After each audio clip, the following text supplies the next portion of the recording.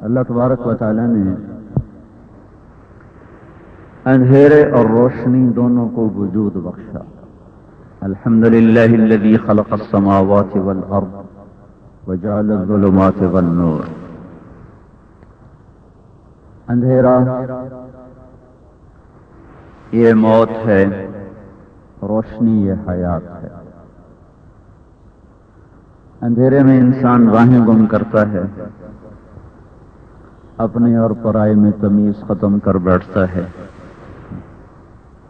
پتھر اور سونے میں تمیز کھو دیتا ہے، سانپ اور لاٹھی کے پہچاننے میں اس کو مشکل ہو جاتی ہے.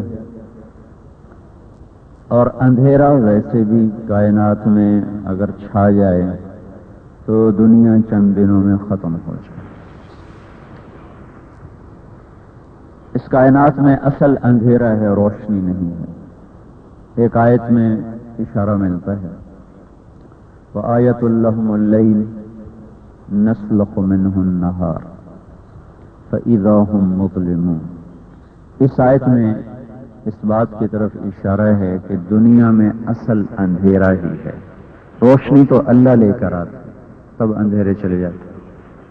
ہماری نشانیوں میں سے رات ہے، نسلخ منہ النہار، ہم اس کے اوپر سے دن کی کھال کو کھینچ لیتے. پھر کیا ہوتا ہے؟ فَإِذَا هُمْ مُظْلِمُونَ، پھر سارے کے سارے انسان تاریکی میں ڈوب جاتے ہیں. یہاں اللہ تعالیٰ نے اس دنیا کو ایک جانور سے تشبیہ دی اور دن کے واپس لے جانے کو کھال کھینچنے سے تشبیہ دی ہے. نسلخ، کھال کھینچنا. تو کھال تو جانور پر ہوتی ہے، انسان پر ہوتی ہے. جب کھال کھینچتے ہیں تو اندر کا سارا باہر آیا. ایک دفعہ میڈیکل کالج میں ایک عورت کی لاش وہ ڈسیکشن ہوتی تھی، وہ ساری کھال اتارتے تھے. جو لاوارث مردے ملتے ہیں نا، پھر اس کو چیر پھاڑ، لڑکوں سے چیر پھاڑ کرواتے ہیں لاوارث مردوں کی. اس پر ان کو سکھاتے ہیں، اندر بھی دکھاتے ہیں، آپریشن میں بتاتے ہیں. تو ایک عورت جیسے اونھی پڑی تو اس کی کمر کی ساری کھال اتار دی گئی تھی. تو جب بھی مجھے منظر یاد آتا ہے تو میرا وجود ایسے کانپنے لگا، رونگٹے میرے کھڑے ہوئے. کوئی ضعیف عورت. تو جب کھال اترتی ہے تو جو کچھ اندر ہے وہ باہر نکل آتا ہے. جانور کی جب کھال اتارتے ہیں تو اس کے اندر میں جو کچھ اس کا ہے وہ نظر آنے لگتا ہے. تو اللہ تعالیٰ یوں کہہ رہا ہے کہ جب ہم دن کی کھال اتارتے ہیں تو زمین کو، اس جہان کو جانور سے تشبیہ دی ہے، اور دن کے غروب کر دینے کو کھال کھینچنے سے تشبیہ دی ہے. پھر فرمایا جب میں کھال اتارتا ہوں اندر میں وہ نکلتا ہے جو اصل ہے. وہ کیا ہے؟ فَإِذَا هُمْ مُظْلِمُونَ. وہ یہ ہے کہ سارا فیصل آباد تاریکی میں ڈوب جاتا ہے، وہ سارا ایشیا تاریکی میں ڈوب جاتا ہے، سارا یورپ امریکہ تاریکی میں ڈوب جاتا ہے. تو یہ آیت بتاتی ہے کہ دنیا کی اصل اندھیرا ہے.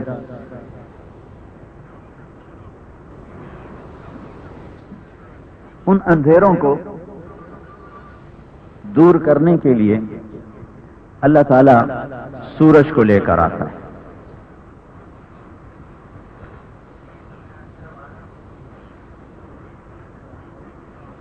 تھوڑی آ رہی بھائی آواز اندر تھوڑی جا رہی ہے. فون ہے؟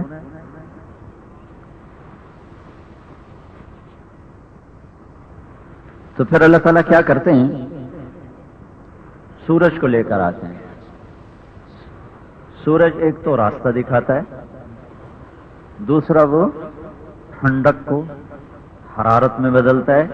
حرارت زندگی کا نام ہے، ٹھنڈک موت کا نام ہے. اگر یہ سورج نہ نکلے تو ہمارے اوپر تھوڑا سا اوپر چلے جائیں، یعنی ہماری ہوا کو پار کر جائیں، تو اوپر جو درجہ حرارت ہے وہ -270 سینٹی گریڈ ہے. منفی. جب درجہ حرارت 0 ہوتا ہے تو پانی جم جاتا ہے. جم جاتا ہے۔ تو 270 اور اوپر چلا جائے تو کیا ہوگا؟ یہ جو ہمارا سیاچین اور یہ وہ جو ادھر جنگ ہو رہی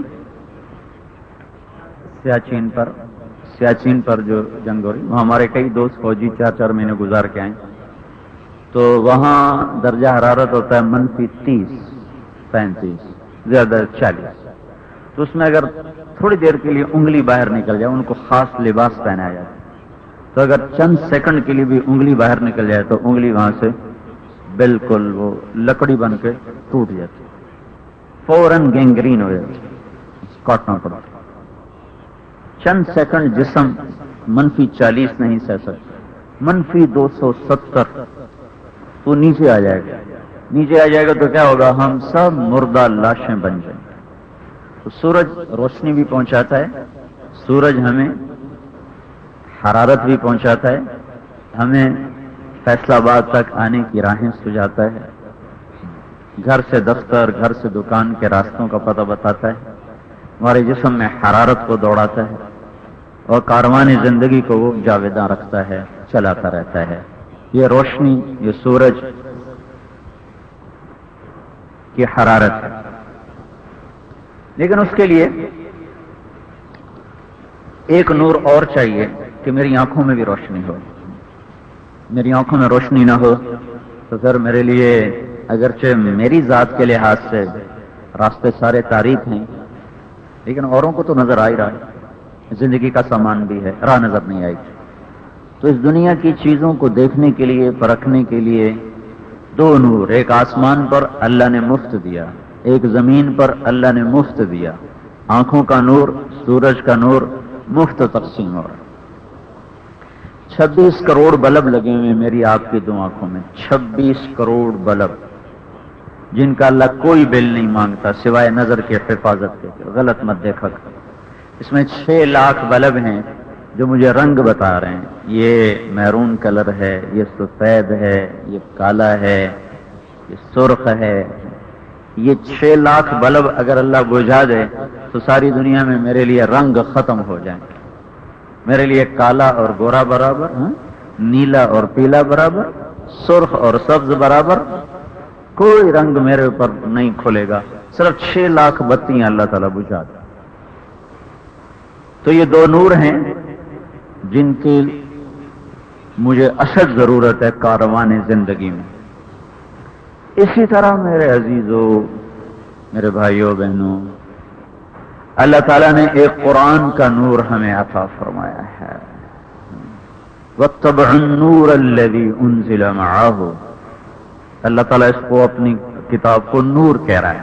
وَاتَّبِعُوا النُّورَ الَّذِي أُنزِلَ مَعَهُ، اس نور کے پیچھے پیچھے وہ لوگ چلے جو میں نے اپنے محبوب پر اتارا تھا، جو میں نے اپنے محبوب کو دیا تھا۔ اللہ نے اپنے محبوب کو بھی نور عطا فرمایا۔ قد جاءکم من اللہ نور وکتاب مبین، ہمارے نبی بھی سراپا نور، آسمان سے جو کتاب آئی اس کو بھی اللہ نے کہا نور، واتبع النور، وہ روشنی آئی۔ تو روحانیت کے جہان میں بھی اصل اندھیرا ہے، روح کی دنیا، یہ تو میں نے آپ کو بتائی تھی نا، مادی دنیا، مادی دنیا میں بھی اصل اندھیرا ہے، روشنی اللہ لے کر آتا ہے۔ روحانی دنیا میں بھی اصل اندھیرا ہے، پتہ ہی کوئی نہیں۔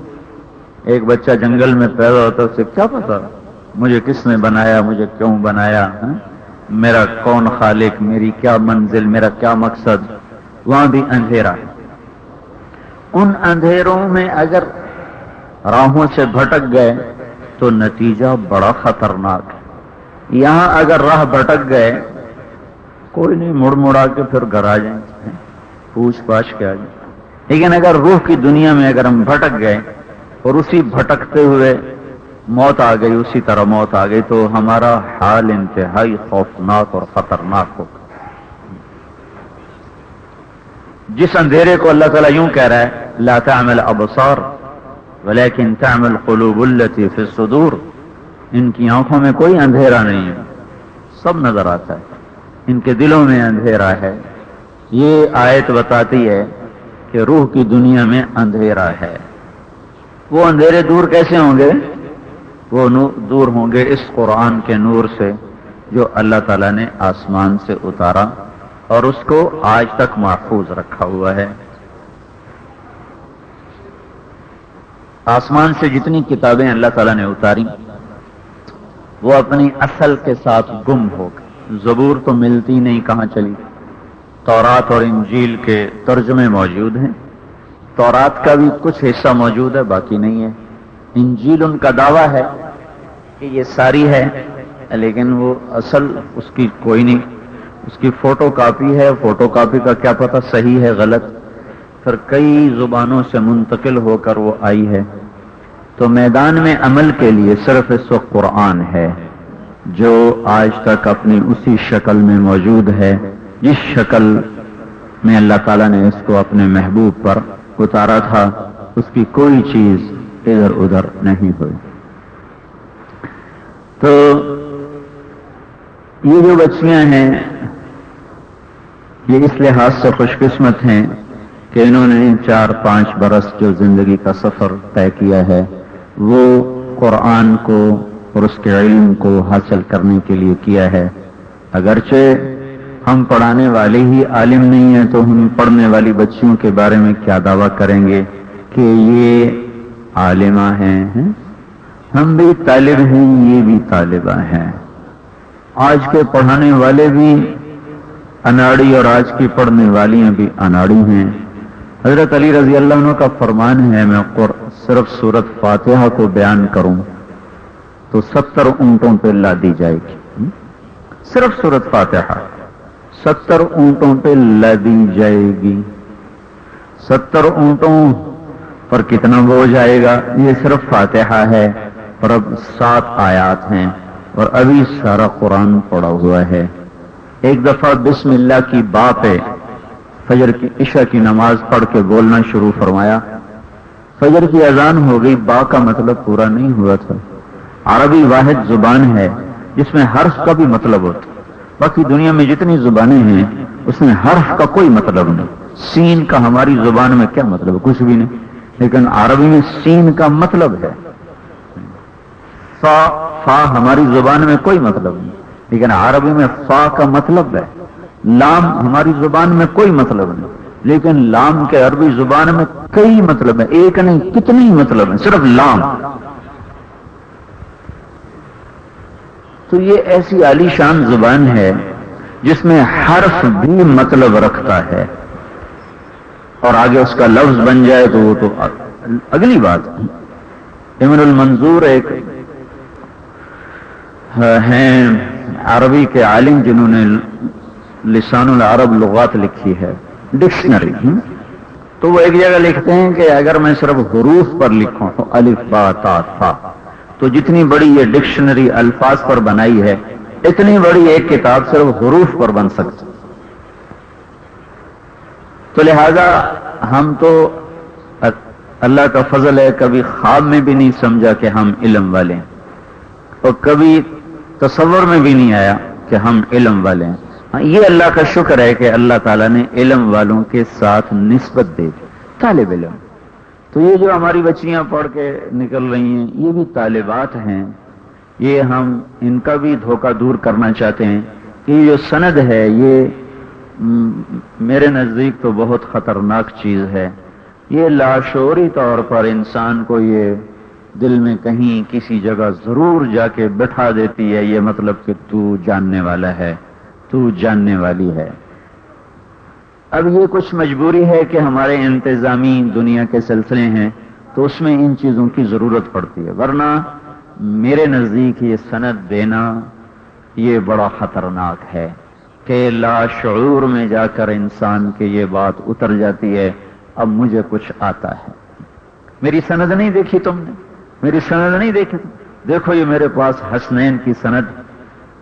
تو وہ کہیں کسی جا کرنا دماغ کی کسی سیل میں یہ بات ضرور اتر جاتی ہے کہ مجھے آتا ہے، میں جانتی ہوں. جتنے پہلے بڑے علماء گزرے ہیں سب بے سند تھے، کسی کے پاس سند تھی ہی کوئی، لیکن ان کی علم کی نہریں آج بھی اسی طرح موجزن ہیں. نہریں کیا دریا ہیں، دریا کیا سمندر ہیں. امام غزالی کے پاس کون سی سند تھی؟ ان کا علم آج بھی 1000 برس کے بعد بھی زندہ ہے. تو یہ سند صرف ایک انتظامی چیز ہے کہ اس بچی نے ان چند کتابوں کو پڑھا ہوا ہے اور فلاں مدرسے سے اس کو نسبت حاصل ہے. اس کا یہ مطلب ہرگز نہیں ہے کہ اس نے قرآن سمجھ لیا ہے، حدیث کو سمجھ لیا ہے. یہ اس کا مطلب بالکل نہیں ہے. اور بتاؤں، ابن القیم رحمۃ اللہ علیہ نے ایک روایت نقل کی ہے کہ اللہ تعالیٰ جنت میں ایک محفل سجائے گا جس میں صرف اللہ تعالیٰ علم والوں کو بلائے گا. وہاں قرآن پر بات ہوگی اور وہاں ایک ایک لفظ میں اللہ تعالیٰ ان پر ایسے جہان کھولے گا. تو خالق کا کلام ہے نا، اللہ اپنی ذات میں لامحدود ہے، تو اس کے کلام کے مطالب اور معنی بھی لامحدود ہیں. اگرچہ ذالک الکتاب، وہ کتاب، یہ میں نے ترجمہ کر دیا، لیکن ذالک الکتاب یہ خالق کی زبان سے نکلا ہوا بول ہے. اس بول کے اندر جیسے خالق اپنی ذات میں لامحدود ہے، ایسے ہی اس بول کے مطالب اور مفہوم لامحدود ہیں جنہیں انسانی زندگی کے دائرے میں رہ کر اور اس کائنات کے دائرے میں رہ کر ان کی اصل اور گہرائی تک جانا مشکل ہے. یہ تو اللہ کا علم ہے. آئنسٹائن نے کہا کہ اس کائنات کو بھی اس زمین کے اوپر رہ کے سمجھنا ناممکن ہے. دنیا میں کوئی انسان اس جہان کے حقائق کو نہیں پا سکتا جب تک کہ وہ زمان اور مکان سے نکل نہ جائے. جو شخص زمان و مکان سے نکل جائے وہ اس قابل ہے اس کائنات کو سمجھ سکے. جو زمان و مکان کے اندر ہے وہ اسے نہیں سمجھ سکتا.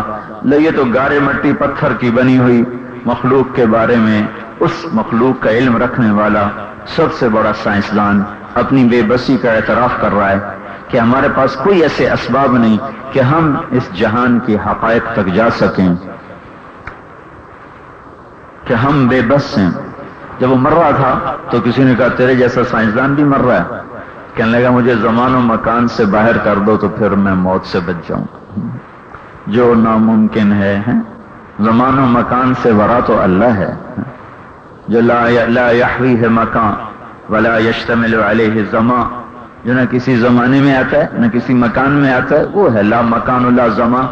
انسان بنے گا لا زمان جب اللہ تعالیٰ اسے جنت میں پہنچائے گا، پھر اس پر سے اللہ موت کو ہٹا دے گا، پھر اس پر اللہ حقائق کو کھولے گا. وہاں قرآن کے حقائق اللہ تعالیٰ ان پر کھولے گا. پھر جب وہ اس قرآن کے معنی اور مطالب میں ڈوبیں گے تو انہیں جنت بھی بھول جائے گی اور جنت کی بہاریں بھی بھول جائیں گی اور جنت کی ہر شے ان کو بھول جائے گی.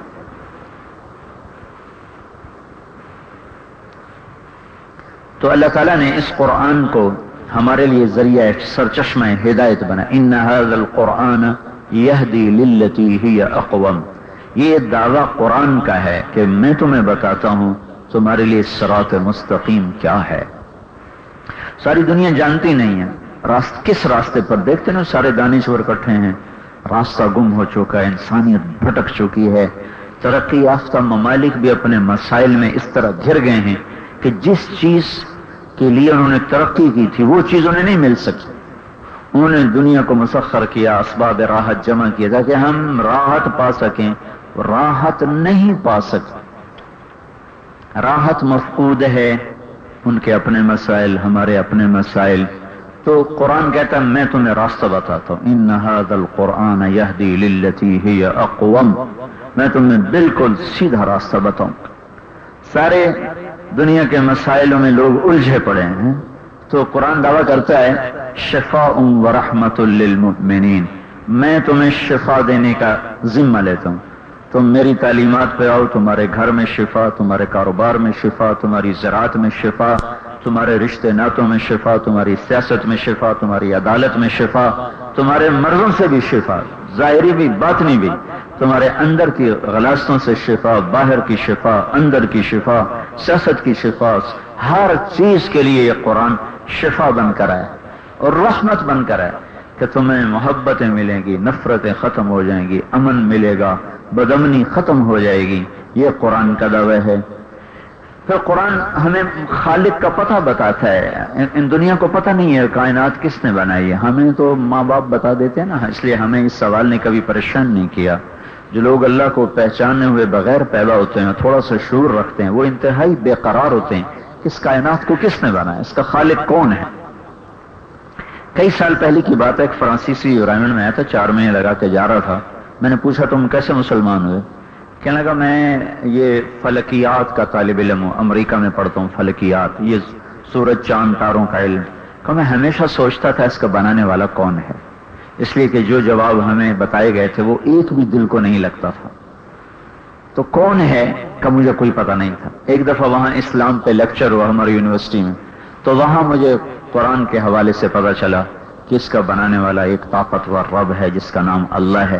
تو میں وہیں مسلمان ہو گیا، مجھے زیادہ ضرورت ہی نہ پڑی. پھر آ کے یہاں 4 مہینے لگا کہ جس دن واپس جا رہا تھا اس دن میری اس سے ملاقات ہوئی. تو جو لوگ، ہمیں تو ماں باپ نے بتایا اللہ نے زمین بنائی، آسمان بنایا، مجھے بنایا، تجھے بنایا، لیکن جو لوگ یہ علم نہیں جانتے اور تھوڑا سا ان میں شعور ہے، ان کو یہ چیز بے قرار کر دیتی کہ یہ سب کچھ کیسے بنا، کس نے بنایا، کیوں بنایا. یہ وہ سوال ہیں جہاں آ کر انسانی علم تھک ہار کے گر جاتا ہے. تو یہاں قرآن ہمیں آ کے راستہ بتاتا ہے کہ اس ساری کائنات کا بنانے والا اللہ ہے. اولم یر الذین کفروا ان السماوات والارض کانتا رتقا. 1929 میں یہ انکشاف ہوا کہ کائنات پھیل رہی ہے، ایسے پھیل رہی. پہلے یہ تھا کہ یہ ساکن ہے. پھر 1929 میں یہ بات امریکہ کے سائنسدانوں نے دریافت کی، کائنات یوں پھیل رہی، اس طرح پھیل رہی. 1949 میں 20 سال کے بعد جا کر اس بات کی طرف ذہن منتقل ہوئے کہ یہ کائنات کسی ایک جگہ سے ابتدا ہے، اس کی کسی نقطے سے ابتدا ہے. اس کے بہت سے شواہد اکٹھے ہوئے تو 1949 کے آخر میں جا کر یہ بات طے ہوئی کہ یہ زمین آسمان کوئی ملا ہوا مادہ تھا جہاں سے یہ پھٹا ہے، اور اس پھٹنے سے ایک طاقت پیدا ہوئی اور وقت پیدا، دو چیزیں پیدا ہوئی، طاقت پیدا ہوئی اور وقت پیدا ہوا. اس سے پہلے نہ وقت تھا، نہ مکان تھا، نہ زمان تھا. تو اس دھماکے سے زمان بھی پیدا ہوا، مکان بھی پیدا ہوا. اور وہ دھماکہ ایسا عجیب و غریب ہے کہ ہر چیز ایک سلیقے سے پھیلتی چلی گئی اور یوں گھومتی چلی گئی. یہ کیسے ہوا کہ ایک دھماکہ ہو؟ میں آپ سے یوں کہوں کہ گندم کے ڈھیر میں دھماکہ ہوا، ساری گندم اڑتی ہوئی اپنے اپنے بوریوں میں جا کے فٹ ہو گئی ہیں اور وہاں سے اڑ کے ٹرکوں پہ جا کے لد گئی. تو اس کو مانے جیسے یہ ناممکن ہے. بازار میں دھماکہ ہوا، سارے دکاندار اڑتے ہوئے گھر پہنچ گئے. یہ کوئی قابل تسلیم چیز ہے؟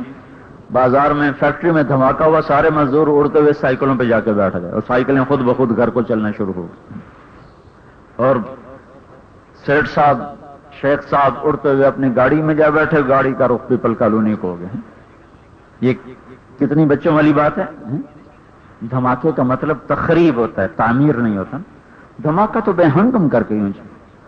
تو یہ دنیا میں واحد دھماکہ ہے جو سب سے بڑا طاقتور دھماکہ ہے اور سب سے زیادہ منظم طریقے سے اس نے چیزوں کو پھیلایا ہے. ایسے خوبصورت انداز میں گھمایا، پھیلایا، دوڑایا. سورج کی رفتار کوئی 8-9 لاکھ کلومیٹر فی گھنٹہ ہے. سورج کی جو رفتار ہے 6 لاکھ میل، تو 9 لاکھ کلومیٹر فی گھنٹہ کے قریب سورج کی رفتار ہے. اور ہماری زمین سے 12 لاکھ گنا یہ بڑا ہے. اور اس میں بعض اوقات دھماکے ہوتے ہیں. وہ ایک دھماکہ جو سورج میں ہوتا ہے، ایک دھماکہ، وہ دنیا کے 1 ارب ایٹم بم پھٹیں تو اس کے برابر اس کا ایک دھماکہ ہوتا ہے. اتنی بڑی بلا کو یوں لے جا رہا، یوں لے جا رہا، سیدھا لے جا رہا، گھما بھی رہا ہے، لے جا بھی رہا ہے، بھگا بھی رہا ہے، دوڑا بھی رہا ہے. یہ کہاں سے ہو گیا، کیسے ہو گیا، کس نے کیا؟ تو اللہ تعالیٰ نے ہمیں جواب دیا، اولم یر الذین کفروا ان السماوات والارض کانتا رتقا ففتقناہما وجعلنا من الماء كل شيء حي افلا يؤمنون. میں سائیوال میں تھا، ایک لڑکا میرے پاس آیا، اس نے کان پہ کوئی ہیڈ فون لگایا تھا، کہا یہ انٹرنیٹ سے میرا اس وقت رابطہ ہے، اس وقت 700 لڑکے دنیا میں آپ کی اور میری بات سنیں گے. اس وقت ایک یہودی ایک سوال اٹھا رہا ہے کہ تمہارے دین میں کوئی یہ تائید ملتی اس بات کی کہ یہ کائنات ایک دھماکے سے پیدا ہوئی؟ تمہارے دین میں اگر اس کی کوئی تائید ہے تو میں مسلمان ہو جاؤں گا. اب آپ جو آپ بات کریں گے 700 لڑکے اس کو سن رہے ہیں دنیا کے مختلف ملکوں میں. تو میں نے اسے کہا کہ قرآن سائنس کے لیے نہیں آیا، قرآن ہدایت کے لیے آیا ہے. کہیں کہیں وہ دنیا کو چھیڑتا ہے تو جہاں وہ چھیڑتا ہے سچ ہی چھیڑتا ہے، باقی کسی نظریے کو ہم قرآن کی دلیل کے طور پر پیش اس لیے نہیں کرتے کہ آج یہ ہے کل وہ نظریہ بدل جائے تو پھر ہمارا قرآن غلط ہو جائے. تو لہذا ہم قرآن سے ایسی دلیل نہیں پکڑتے جیسے ہم شریعت کی دلیل پکڑتے ہیں اور آخرت کی پکڑتے ہیں. تائیدن کبھی بات کر دیتے ہیں، وہ حجت اور دلیل نہیں ہے. لیکن ایک آیت اس کی طرف اشارہ کرتی ہوئی میں نے ابھی آیت آپ کے سامنے پڑھی کہ اللہ تعالیٰ فرما رہے ہیں میرے نافرمانوں کو پتہ نہیں کہ زمین آسمان ایک ملا ہوا مادہ تھا، رتق ایسے ملا فتق، پھر میں نے اس کو دھماکے سے پھاڑا، یوں پھاڑا اور اس کو پھیلایا، اور ہر چیز کو میں نے پانی سے بنایا جاندار. اس وقت میں نے کیا بات کی تو یاد نہیں، یہ آیت اس وقت موضوع تھی. اثر میں وہ آیا تھا بچہ کہ وہ یہودی مسلمان ہو گیا. تو اللہ تعالیٰ نقطہ ابتدا بتاتا ہے کہ یہ بنی کیسے، یہ پھیلی کیسے. میں نے کہا نا قرآن ایسے اشارے کرتا ہے، کوئی اس کی تائید میں ہم بے پیش نہیں کرتے. قرآن لوہے کے بارے میں کہتا ہے انزلنا الحدید فیہ بأس شدید، ہم نے لوہے کو اتارا. صرف ایک واحد دھات ہے لوہا، جس کو اللہ کہتا ہے میں نے لوہے کو اتارا. سونے کو نہیں کہا اتارا، چاندی کو اتارا، سونے کو اتارا، تانبے کو، پیتل کو، ہیرے کو. انزلنا الحدید، ہم نے لوہے کو اتارا. فیہ باس شدید، اس میں بڑی سختی ہے. کہ یہ بات ثابت ہو چکی ہے کہ لوہا زمینی دھات نہیں ہے. لوہا وہاں بنتا ہے جہاں کسی ستارے میں درجہ حرارت 270 ملین سینٹی گریڈ تک چلا جائے، 27 کروڑ تک چلا جائے، 2,70,00,000 سینٹی گریڈ تک جس ستارے کا درجہ حرارت چلا جائے گا نا وہاں لوہا پیدا ہوگا.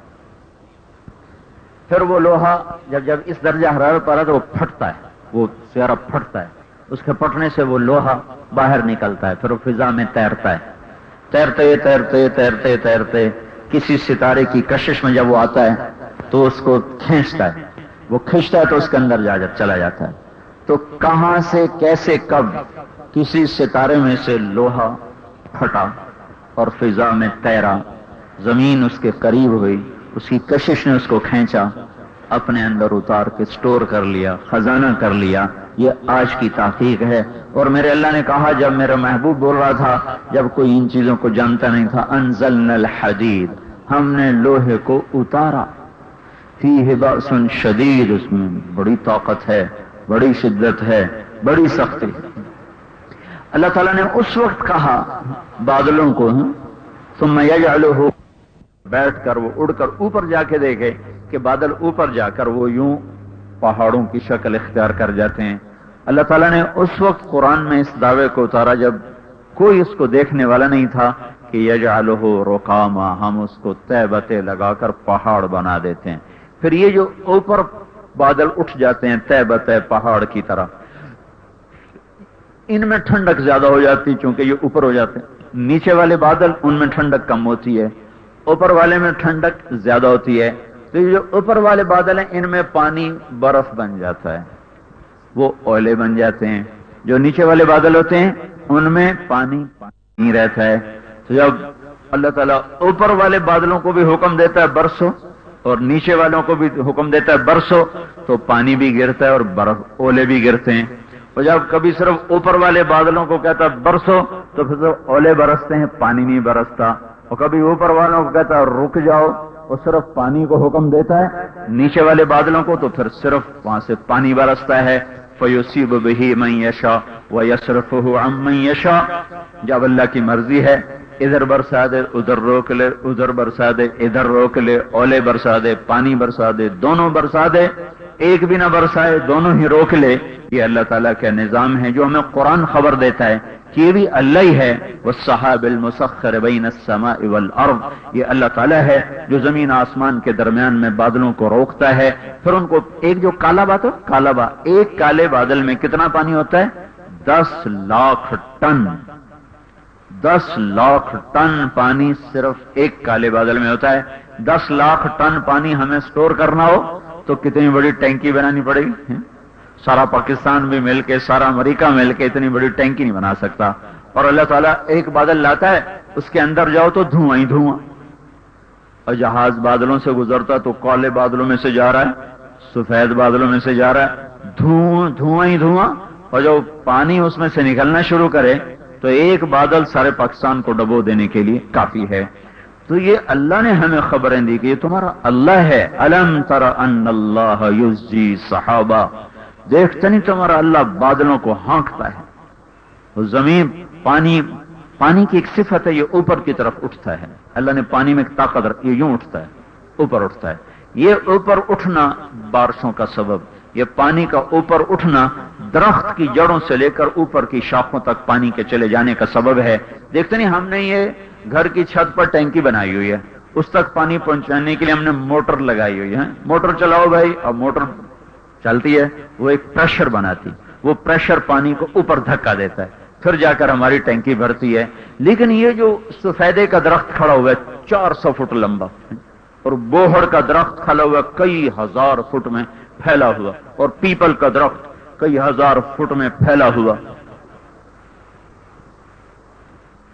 اور سنبل کو درخت جو دیکھو تو چوٹی دیکھتے ٹوپی گر جاؤ، اور ادھر جنگل میں چلے جاؤ تو دیار اور چیل کے درخت اتنے اونچے کہ ان کی آخری چوٹی نظر نہ آئے. یہاں پانی کون سے پریشر سے اوپر چلا جاتا ہے. یہاں تو ہر پانی ہر درخت کے ساتھ اللہ تعالیٰ نے ایک ڈونکی پمپ لگا تو ٹھک ٹھک ٹھک ٹھک ٹھک ٹھک سارے فیصلہ آباد والے برباد ہو جاتے. ٹھک ٹھک ٹھک ٹھک ٹھک ٹھک ہر درخت کے ساتھ جو ڈونکی پمپ لگا ہوتا. اب یہ پانی اوپر چڑھانا ہے تو اب اندازہ لگاؤ کتنا شور ہوتا. اب ہمارا علاقہ کپاس کا ہے، اور آج کل وہاں کپاس بیجی جا رہی، اور ادھر کچھ علاقے ہیں وہ گنے کے، وہاں گنا بڑا ہو چکا ہے، ہو رہا ہے جو ستمبر کاشت کیا تھا، اور کچھ علاقہ مکی کا. اب ہر درخت کے ساتھ ایک ڈونکی پمپ لگا ہوتا تو زمینداروں کا کیا حشر ہوتا، اور شہر والوں کا کیا حال ہوتا. سورے جہان میں گھر گھر گھر کی آوازیں آ رہی ہوتی، جگ جہان مر جاتا. کبھی سوچا ہے کہ کون ہے جو نیچے سے پانی کو اٹھاتا ہے؟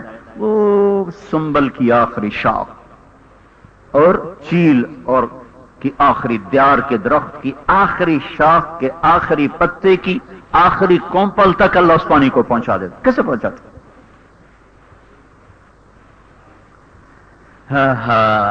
أأنتم أنشأتم شجرتها ما كان لكم أن تنبتوا شجرها فأنبتنا به حدائق ذات بهجة ما كان لكم أن تنبتوا شجرها أإله مع الله بل هم قوم يعدلون. تو اللہ تعالیٰ نے پانی میں یہ صفت رکھی کہ یہ اوپر اٹھتا ہے، اوپر اٹھتا ہے. اس کے جو سالمے ہیں، یعنی اس کا جو مایا ہے وہ آپس میں ایسے ٹھوس شکل میں ایسے بہت سختی سے آپس میں گندھا ہوا ہے. اس کی وجہ سے اس میں اور ہوا میں خلا پیدا ہو جاتا، تو اس خلا کو پر کرنے کے لیے پانی اوپر جاتا، تو ہوا اور اوپر جاتا، یوں جاتا اوپر کرتا، یوں جاتا ہے. یہ پانی کی قدرتی صفت ہے کہ کبھی آپ اس میں پانی بھرو تو یہ کناروں پر آ کر پانی اوپر اٹھ جاتا ہے، نیچے نہیں گرتا. کبھی دیکھا؟ پانی ادھر آ کے لگ جاتا ہے، نیچے ایک دم نہیں گرتا، تھوڑا سا اوپر جا کر پھر نیچے گرتا ہے. یہ جو اوپر جاتا ہے یہ خالی جگہ ہوتی، یہاں ہوا نہیں ہوتی. یہاں جب اس ہوا کے اس خلا کو پانی پر کر لیتا ہے تو ہوا سے ٹکر کھا کے پھر وہ نیچے گرنا شروع ہو جاتا ہے. اس کی یہ صفت ہے جو پانی کو نیچے سے اٹھاتی ہے اور آخری شاخ تک پہنچا دیتی ہے. اور اللہ تعالیٰ اور کیا کرتا ہے؟ نیچے جڑوں کے سوراخ موٹے ہوتے، بڑے سوراخ ہوتے، آگے جا کر تنگ ہو جاتا ہے. پھر پانی نیچے سے آگے تنگ جگہ ہو گئی تو اس کو زور لگانا پڑا، پھر آگے اور تنگ، پھر اوپر اور تنگ، پھر پھر اور تنگ، پھر اور تنگ، پھر ٹہنیوں میں جا کے اور تنگ، پھر شاخوں میں جا کے اور تنگ، پھر پتوں میں جا کر اور تنگ، اس کی رگوں میں جا کر اور تنگ سے تنگ، تنگ سے تنگ ہوتا چلا جاتا ہے، تو پیچھے کا پریشر اس کو اوپر لے جاتا ہے۔ اس طرح میرا اللہ زمین سے اٹھاتا ہے اور وہ آخری شاخ تک اللہ تعالیٰ اس کو پہنچاتا ہے۔ یہ سارا پانی کا نظام کون چلا رہا ہے، کیسے ہو رہا ہے، یہ ہمیں قرآن نے خبر دی، قرآن نے خبر دی۔ کبھی ہم نے غور کیا، روز ہی ہم غٹا غٹ گلاسوں کے گلاس چڑھا جاتے، کبھی غور کیا یہ کیا چیز ہے جو میرے اللہ نے بنا دی، یہ کیسے بنا دی ہیں؟ ہائیڈروجن اور آکسیجن دو گیسیں ہیں، یہ دو گیسیں ہیں، دو حصے ہائیڈروجن ہے، ایک حصہ آکسیجن۔ ان دو گیسوں کے مجموعے سے اللہ تعالیٰ نے یہ شکل بنا دی، نہ اس میں کوئی رنگ بھرا نہ ذائقہ بھرا، کہ انسانی طبیعت کو کراہت ہوتی رنگ دیکھ کر، ذائقے دیکھتے نہیں کسی رنگ، پانی میں رنگ کو ہم نہیں پی سکتے، ویسے روح افزا رنگدار پی جائیں گے، لیکن پانی میں رنگ کو نہیں پی سکتے، پانی میں کوئی ذائقہ نہیں پی سکتے۔ کیسے اس کو صاف بنایا، شفاف بنایا اور زندگی کا سامان بنایا۔ انزل من السماء ماء الم تر ان اللہ انزل من السماء ماء انا صببنا الماء صبا ثم شققنا الارض شقا فانبتنا فيها حبا وعنبا وقضبا وزيتونا ونخلا وحدائق غلبا وفاكهة وأبا متاعا لكم ولأنعامكم۔ یہ قرآن کی خبریں ہیں، یہ علم مکمل ہی نہیں انسان کا جب تک اس کو قرآن کا پتہ نہ، ورنہ ادھورا جانور ہے۔ اس کائنات کے خالق کا پتہ بتا، ان ربکم اللہ، تمہارا رب اللہ ہے، خلق السماوات، آسمان کا خالق اللہ ہے، ومن الارض مثلہن، زمین کا خالق اللہ ہے، یتنزل الامر بینہن، خلا کا خالق اللہ تعالی ہے، والجبال ارساها، پہاڑوں کا خالق اللہ ہے، انظر الی ثمرہ اذا اثمر وینع، درخت اور پھل اور ان کے پکنے اور رنگ بو اور ذائقوں کا خالق اللہ ہے۔ کیا میرے مالک کے نظام ہیں، قرآن آ کر خبر دیتا ہے۔ تو جس سے قرآن کی خبر نہیں ہے جانور، انسان نہیں ہے، جانور ہے۔ پھر ہمیں مقصد زندگی کا پتہ بتاتا ہے، وما خلقت الجن والانس الا ليعبدون، اس تک پہنچنے کا راستہ بتاتا ہے، فلا وربك لا يؤمنون حتى يحكموك فيما شجر بينهم ثم لا يجدوا في انفسهم حرجا مما قضيت ويسلموا تسليما۔ اللہ تک پہنچنے کا راستہ کیا ہے؟ حضرت محمد صلی اللہ تعالی علیہ وسلم کی پاک زندگی ہے، یہ بھی ہمیں قرآن نے بتایا۔ دیکھو بھائیو بہنوں، جب آدمی راستے سے بھٹکتا ہے نا، تو اسے نہ روٹی اچھی لگتی ہے، نہ پانی اچھا لگتا ہے، نہ اسے کوئی سواری اچھی لگتی ہے، اس کے اندر کی طلب ہوتی راستہ مل جائے، راستہ مل جائے، منزل کا راستہ مل جائے۔ یہ اس کے اندر کی پکار ہے۔ جو آ کر اس کو راستہ بتاتا ہے نا، ایک دم آدمی اس کے قدموں کو چھوتا، اس کا احسان مند ہوتا۔ رسولوں سے محبت کیوں ہوتی ہے؟ لاشعوری طور پر۔ یہ تھوڑے سے خاکے بنے، کیسے لوگ سڑکوں پہ نکلے، حالانکہ نہ نماز پڑھتے ہیں، نہ روزے رکھتے ہیں، نہ ہو کوئی دین پہ چلتے ہیں، الٹے سارے برے کام کرتے ہیں، لیکن ان کے لاشعور میں بھی راہبر کی محبت اتری ہوئی ہے۔ یہ لاشعوری محبت، کہ جب کوئی کسی کو راستہ بتاتا ہے تو اس کے پاؤں، یا تیری بڑے مہربانی، تیرا بڑا احسان ہے، تو نے ہمیں راستہ بتا دیا۔ ہم ایک دفعہ مکہ میں راستہ بھول گئے مدینے کے جانے کا، تو ایک جگہ ہم نے گاڑی روکی تو ایک نوجوان کھڑا تھا، اس سے ہم نے راستہ پوچھا۔ جس محبت سے اس نے راستہ بتایا، میں آج تک اس کی شکل نہیں بھولا، اس کا نام نہیں بھولا۔ میں اپنے خاندان کے بچوں کے نام بھول جاتا، یاد ہی نہیں رہتا، یہ بھی نہیں یاد رہتا کہ اس کا کیا نام، حالانکہ انتہائی قریب، لیکن اس بچے کا نام مجھے آج بھی نہیں بولا۔ صوفی، اس کا نام تھا صوفی محمد، فلسطینی تھا، فلسطینی عرب۔ تو اس نے جس محبت سے ہمیں اشارے کنائے ادھر ادھر کر کے جو اس نے ہمیں 10 منٹ لگائے راستہ سمجھانے میں، مجھے حالانکہ اس بات کو 15 برس ہو چکا، مجھے آج تک نہیں بھولا۔ کہ یہ انسانی فطرت ہے کہ راہ بتانے والے کی محبت دل میں آ جائے. تو اللہ ہماری منزل ہے، پتہ بتانے والے حضرت محمد صلی اللہ علیہ وسلم ہیں. ہم کیسے براہ راست اللہ کو جان سکتے ہیں؟ ہمیں کیا پتہ؟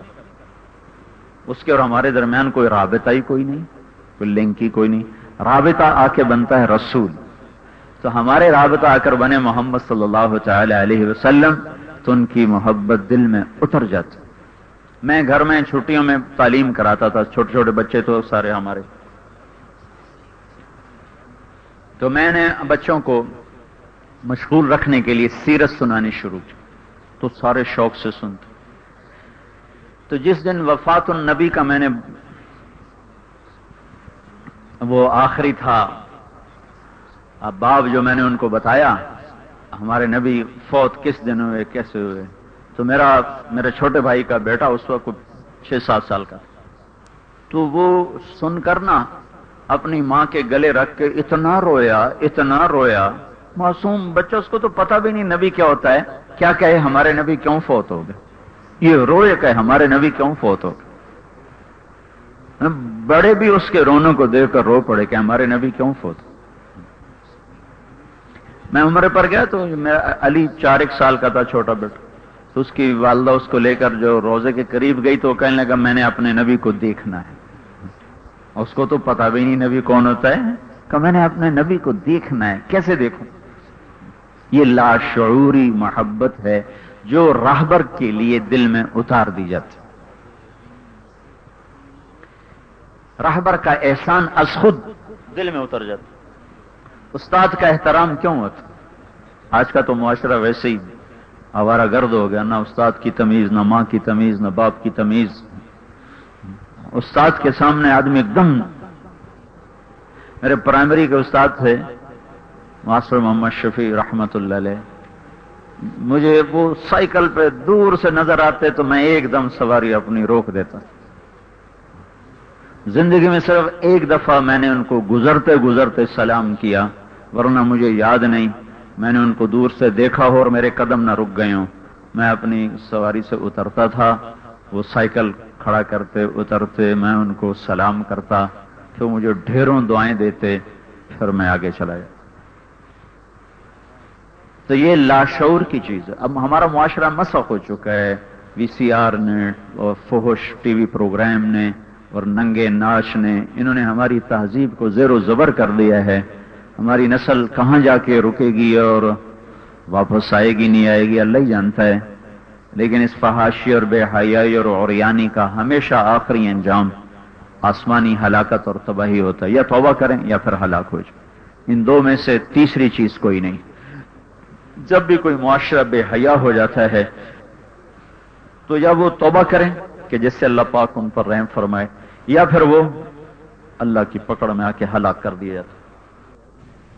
بھاگا ہوا آ رہا ہے، فاصلے سمٹ سکڑ گئے، اللہ تعالیٰ اپنی صفائی پیش کر رہا ہے قسمیں اٹھا کر. والضحى، اللہ اکبر، واللیل اذا سجى ما ودعك ربك وما قلى. جیسے میں کہتا ہوں نا، قاری صاحب مجھ سے قسم لے لو، میں بالکل صاف ہوں، میرا آپ سے کوئی جھگڑا نہیں. تو میں تو انسان ہوں، میرے بارے میں بدگمانی صحیح ہے، اور میں قسم اٹھاؤں تو ٹھیک ہے. میرا اللہ پاک پاک، لفظ پاک بھی اس کی پاکی کے لیے تھوڑا ہے. یہ الفاظ تو ہمیں سمجھانے کے لیے، ان الفاظ کی تعبیر سے اوپر ذات ہے. پھر وہ اپنے نبی سے کہہ رہا مجھ سے صفائی لے لو، میں تم پہ ناراض نہیں، میں نے تجھے کوئی نہیں چھوڑا. قسم اٹھانے کا یہی مطلب ہوتا ہے. اور قسم دو بھائی نہیں ہوتا، قسم دو کیا مطلب؟ یعنی صفائی دو. بلکہ ہمارے کہتے صفائی دو بھائی، اور صفائی کا مطلب قسم ہی ہوتا ہے. یہ انو آخو جی صفائی دے لے لو جی، صفائی لے لو، جتنے مرضی لے لو، مسجد لے جاؤ. میں نے تو میرا اللہ کیا کہہ رہا، میرے محبوب مجھ سے صفائی لے لے، میں نے تمہیں کوئی نہیں چھوڑا. اللہ اکبر، میں تم پہ ناراض نہیں ہوں، میں نے تو تیرے لیے بہت کچھ تیار کیا. وَلَسَوْفَ يُعْطِيكَ رَبُّكَ فَتَرْضَىٰ. سارے جہان کو کہے مجھے راضی کرو، اور خود کہے میں نے تمہیں راضی کرنا ہے. کتنی بلندی ہے. موسیٰ علیہ السلام سے کہہ رہے ہیں جلدی کیوں آئے ہو؟ عجلت الیک رب لترضى. موسیٰ علیہ السلام کو بلایا، وہ بھاگتے ہوئے، تو اللہ نے کہا بھاگ کے کیوں آئے ہو؟ کہا اس لیے کہ تو خوش ہو جائے، تو خوش ہو جائے، تو راضی ہو جائے. تو جب اپنے محبوب کی باری آئی تو اللہ ان سے کہہ رہا ہے وَلَسَوْفَ يُعْطِيكَ رَبُّكَ فَتَرْضَى، میں نے تمہیں اتنا دینا ہے کہ تو راضی ہو جائے، تو خوش ہو جائے. تو اتنی عظیم ہستی کہ جس کا خالق اور مالک رب ہو کر ناراض نہیں ہوں میں تیرے اوپر، بدگمان نہ ہو، میں ناراض کوئی نہیں تیرے اوپر. الم یجدک یتیما فآویٰ، میں نے تو تمہیں ٹھکانہ دیا، بھلا میں تجھ پہ ناراض ہو سکتا. ووجدک ضالا فہدیٰ، میں نے تو اپنا آپ تیرے اوپر آشکارا کیا، بھلا میں تجھ پہ ناراض ہو سکتا. ووجدک عائلا فاغنیٰ، میں نے تو تمہیں غنا دیا، بھلا میں تجھ پہ ناراض ہو سکتا ہوں. الم نشرح لک صدرک، میں نے تو تیرا سینہ کھولا، بھلا میں تجھ پہ ناراض ہو سکتا ہوں. ووضعنا عنک وزرک، میں نے تو تیرے بوجھ ہٹائے، بھلا میں تجھ پہ ناراض ہو سکتا ہوں. ورفعنا لک ذکرک، میں نے تیری شان نام کو بلند کیا، بھلا میں تجھ سے ناراض ہو سکتا ہوں. مجھے تو اگلی صورت بھی پچھلی کے ساتھ ملتی ہوئی نظر آتی ہے کہ یہ سب اللہ تعالیٰ تسلیاں دے رہا ہے. نہیں نہیں نہیں نہیں نہیں، تجھے حبیب بنایا ہے، حبیب حبیب. وَأَمَّا صَاحِبُكُمْ هَذَا فَحَبِيبُ اللَّهِ، کیا کہا تھا اللہ کے نبی؟ بڑا ظلم ہوا ہے، ویسے بڑا ہی ظلم ہوا ہے، اتنے بڑے نبی کے طریقوں کو ذبح کر دیا. کیا عورتیں، کیا مرد، بغاوت ہو گئی، بغاوت. جو معاشرہ اللہ کے نبی کی زندگی قبول کرنے پہ تیار نہ ہو، باغی معاشرہ ہے. تو یہ تو ہماری بنیاد ہے، اس کا پتہ قرآن دیتا ہے.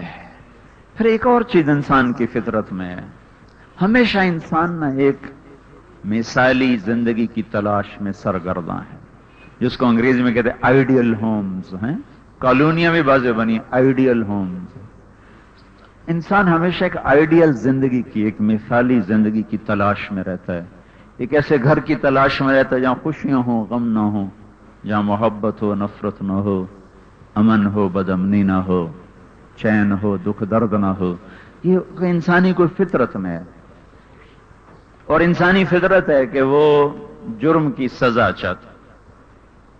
اخبار میں لکھو تو فلاں جگہ ڈاکہ پڑ گیا، دکھ ہمیں اور ہوتا ہے. ہمیں کیا معاملہ، ہمیں کیوں دکھ ہوتا ہے؟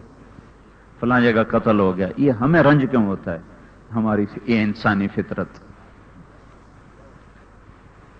کہ انسان کی فطرت میں ہے جرم پر گرفت اور جرم پر سزا.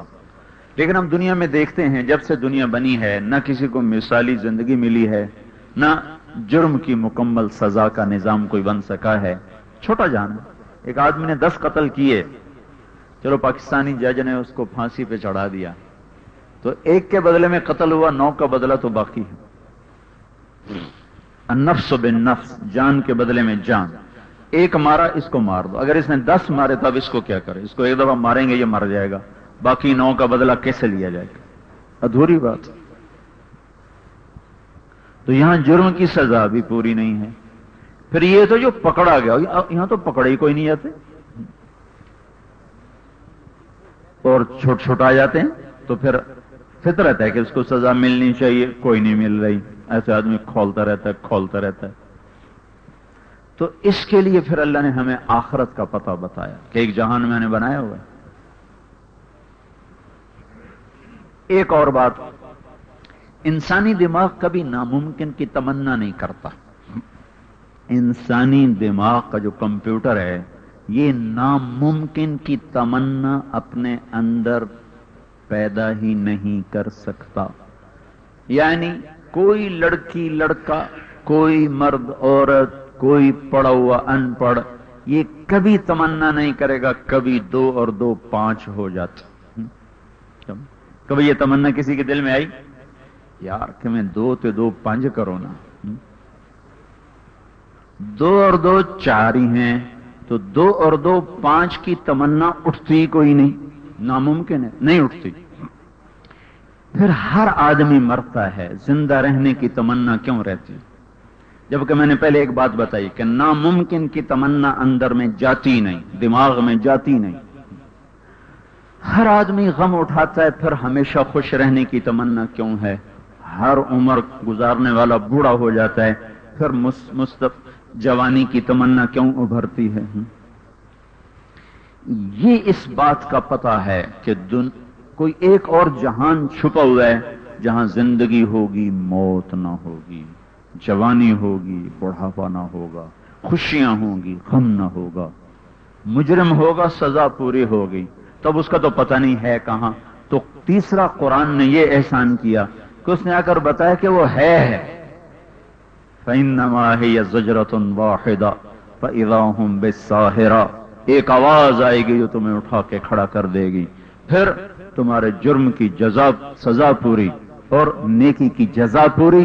فریق فی الجنت و فریق فی السعیر، ایک طبقہ جنت میں جا رہا ہوگا، ایک جہنم میں جا رہا ہوگا۔ وَلَوْ تَرَىٰ إِذِ الْمُجْرِمُونَ نَاكِسُو رُؤُوسِهِمْ عِندَ رَبِّهِمْ رَبَّنَا أَبْصَرْنَا وَسَمِعْنَا فَارْجِعْنَا نَعْمَلْ صَالِحًا إِنَّا مُوقِنُونَ۔ آج مجرموں کو دیکھ لو، مہطعین مقنعی رؤوسہم لا يرتد الیہم طرفہم وافئدتہم ہوا کأنما اغشت وجوہہم قطعا من اللیل مظلما، اور خاشعۃ عاملۃ ناصبہ۔ تو یہ قرآن مجرموں کی تصویر کھینچتا۔ اب دیکھو سرابیلہم من قطران، اب دیکھو قطعت لہم ثیاب من نار، اب دیکھو یسقا من ماء سدید، اب دیکھو لیس لہم طعام الا من ضریع، اب ان کے بستر دیکھو من جہنم مہاد، ان کی چادریں دیکھو من فوقہم غواش، ان کے کمرے دیکھو نارن احاط بہم سرادقہا، آگ کے کمرے، ان کی چھتیں دیکھو انہا علیہم موصدہ، آگ کی چھتیں، ان کے ستون دیکھو فی عمد ممددہ، آگ کے ستون، اور ان کے جسم، ان کی صورتیں دیکھو کالی رات کی طرح تاریک، ان کے چہرے دیکھو تھکے ویران پریشان، اور ان کا حال دیکھو اذ الاغلال فی اعناقہم والسلاسل، آج ہتھکڑیاں بھی لگ گئیں، بیڑیاں بھی لگ گئیں، توق بھی پڑ گئے، اور آج ہمیش کی سزا جو انسان کا تصور تھا ملنی چاہیے آج مل رہی ہے۔ ایک جو ہے نا، ایک کافر اللہ تعالیٰ نوخن دے گا لوہے کے نوخنوں کے لمبے لمبے، اور جسم کتنا موٹا ہوگا کافر کا جسم؟ اس کا ایک دانت 10 میل لمبا چوڑا ہوگا، تو باقی جسم کیسا ہوگا؟ صرف ایک دانت، ایک داڑھ 10 میل، اور چھاتی ہوگی کوئی تقریباً 4000 کلومیٹر کی چوڑائی کی چھاتی ہوگی، تو اس کو نوخن دے گا، تو اس کے گوشت میں، اور اس کی کھال ہوگی کوئی 90 فٹ موٹائی کی کھال ہوگی، 42 ہاتھ تقریباً 90 فٹ، تو اس کو خارش اللہ ڈالے گا، وہ خارش کر کر کر کر کر کر اپنی کھال ادھیڑ دے گا، پھر بوٹیاں بھی ادھیڑ دے گا، اس کی ہڈیاں باہر نکل آئیں گی، خارش ہڈیوں میں چلی جائے گی، تو پھر اللہ کہے گا بڑی تکلیف ہو رہی، کہنے لگا بڑی تکلیف ہو رہی، تو اللہ کہے گا یہ جزا ہے اس کی جو تو نے دنیا میں میرے بندوں کو ستایا، جو تو نے مسلمانوں ذالک بما کنت تؤذی المؤمنین، یہ اس کی سزا ہے جو تو نے دنیا میں ایمان والوں کو ستایا۔ وما نقوم منهم الا ان يؤمنوا بالله العزيز الحميد الذي له ملك السماوات والارض والله على كل شيء شهيد ان الذين فتنوا المؤمنين والمؤمنات ثم لم يتوبوا فلهم عذاب جہنم ولهم عذاب الحریق۔ یہ اللہ تعالیٰ جزا بتا رہا ہے، دیکھو ان کے ساتھ کیا ہونے والا۔ آمنوا من الكفار يضحكون على الارائك يحسب الكفار ما كانوا يفعلون۔ فا کے لفظ نے آ کر آخرت کو سر کے اوپر قائم کر دیا، گھبراؤ نہیں، بے صبر نہ ہو، بے تاب نہ ہو، بس ابھی قیامت آئی اور تم دیکھو گے، آج تم تختوں پر بیٹھے ہوگے اور کافر ذلیل و رسوا ہوگا، آج تم ہنسو گے یہ روئیں گے، آج تم اونچے ہوگے یہ پست ہوں گے۔ یہ بھی ہمیں قرآن نے بتایا کہ جس زندگی کا تصور تم چاہتے ہو وہ اللہ تعالیٰ نے موت کے بعد رکھی ہے۔ تو یہ خوش قسمتی ہے ان ماں باپ کی جن کے بچے بچیوں نے قرآن کے ساتھ نسبت قائم کی، خوش نصیب ہیں وہ بچیاں جن کا زندگی کا کچھ عرصہ گزرا۔ یہ دن بڑے اچھے ہوتے ہیں یہ اللہ تعالیٰ کا نظام ہے، یہاں ملاپ اصل نہیں ہے، جدائی اصل۔ ایک آنگن میں کھیلنے والی بہنیں شادی کے بعد ایسے جدا ہو جاتی ہیں جیسے ایک ماں نے جنئی نہ ہو۔ ایک چارپائی پہ سونے والے بھائی، ایک تھالی اور پیالی میں پینے کھانے والے بھائی، جب وہ اپنے اپنے نوکریوں شادیوں میں جاتے ہیں تو اس طرح بکھر جاتے ہیں جیسے درخت کے خشک پتے ڈالی سے ٹوٹ کے بے نشاں ہو جاتے ہیں، پھر کبھی مدتوں بعد جا کر۔ ایسے ہی ایک مدرسے میں پڑھنے والی بچیاں جب اس دروازے سے باہر نکلیں گی تو پھر نصیب ہی کبھی اکٹھا کرے گا، ورنہ تو ایسے ہوا کے دوش خشک پتوں کی طرف بکھر جاتی ہیں زندگیاں۔ تو یہ لمحے اگر اچھے گزرے ہوں تو زندگی کا بہترین سرمایہ ہوتے ہیں، یہ تلخ گزرے ہوں تو ایک تلخ یادیں ہیں۔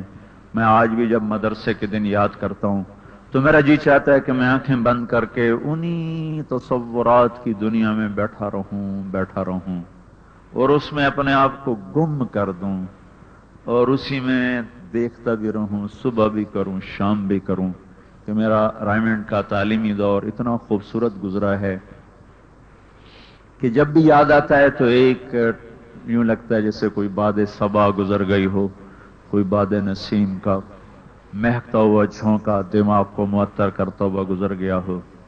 دنیا میں ہر چمن پہ خزاں آتی ہے، یادوں کا چمن ایسا ہے کہ اس پہ خزاں کا کوئی گزر کوئی نہیں، اور دنیا میں ہر پھول مرجھاتا ہے لیکن یادوں کے پھول ایسے پھول ہیں جو کبھی بھی نہیں مرجھاتے، کبھی بھی نہیں مرجھاتے۔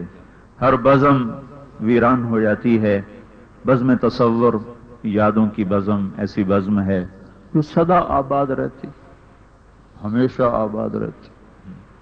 اگرچہ کچھ تہ خاک چلے جاتے ہیں، کچھ ساتھ چھوڑ جاتے ہیں، کچھ شہر چھوڑ جاتے ہیں، لیکن یادوں کا جہان ایسا جہان ہے جو ہمیشہ آباد رہتا ہے۔ اس پہ شام بھی نہیں آتی، اس پہ خزاں بھی نہیں آتی، اس پہ اندھیرا بھی نہیں ہوتا، وہ تصور کی دنیا ہمیشہ اس سے آباد رہتی۔ انسان کی مجبوری یہ ہے کہ وقت کا دھارا اس کو بڑی طاقت کے ساتھ آگے دھکیل رہا ہے۔ اس کی موجیں جب ابھرتی ہیں اور اٹھتی ہیں، کوئی ادھر جا گرتا ہے، کوئی ادھر جا گرتا ہے، کوئی ادھر بکھر جاتا ہے، کوئی ادھر بکھر جاتا ہے۔ اس کائنات میں تفرق ہے، اجتماع نہیں، بکھر جانا ہے، منتشر ہو جانا ہے، جمع ہونا نہیں ہے۔ تو یہ ایک چمن بڑا خوبصورت چمن اللہ تعالیٰ نے بنایا ہے، یہ ہمیشہ مہکتا ہی رہتا ہے۔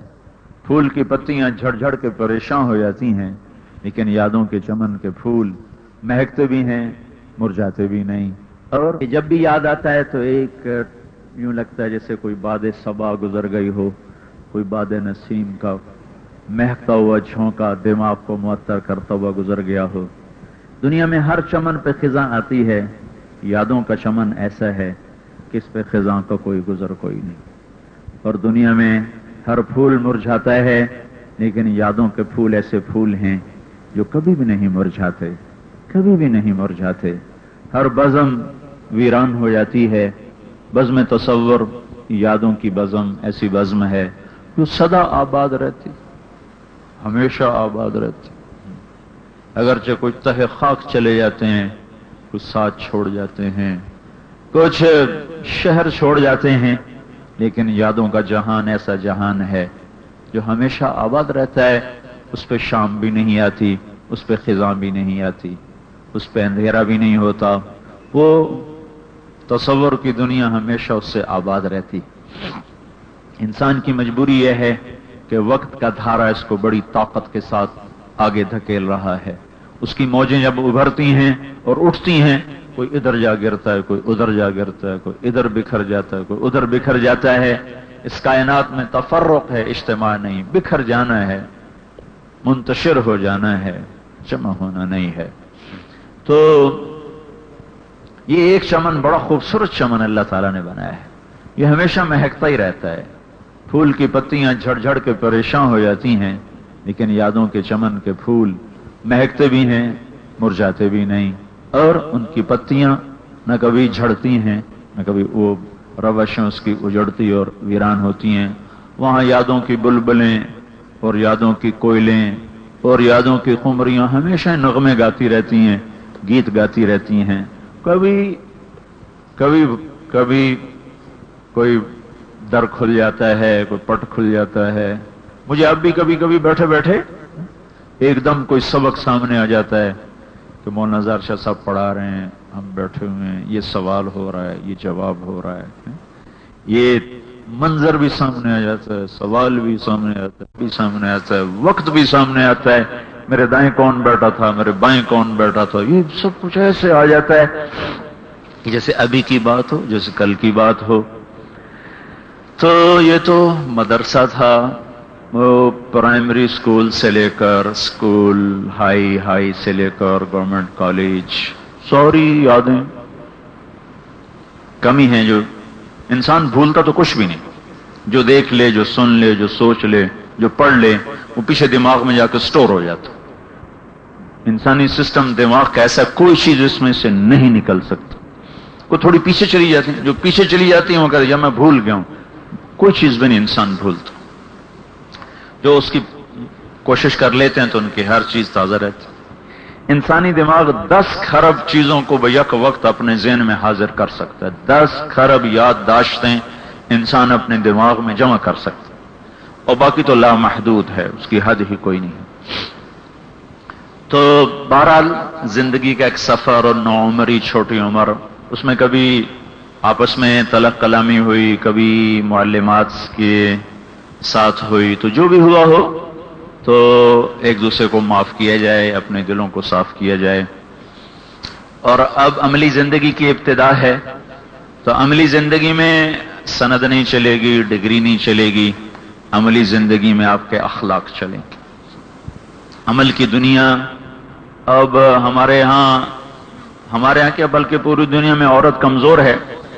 عورت کو کمزور پیدا کیا گیا ہے، اس کے ساخت کے لحاظ سے بھی، اس کی بناوٹ کے لحاظ سے بھی، تحمل اور برداشت کے لحاظ سے بھی. تو ماحول میں چونکہ تربیت نہیں ہے، فقدان ہے، دین نہیں ہے،